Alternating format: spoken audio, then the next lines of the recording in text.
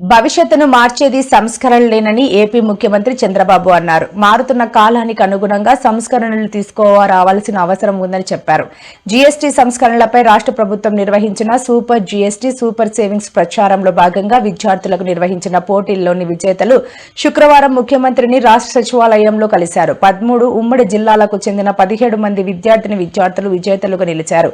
విజేతలకు సీఎం చంద్రబాబు సర్టిఫికెట్లను అందించారు.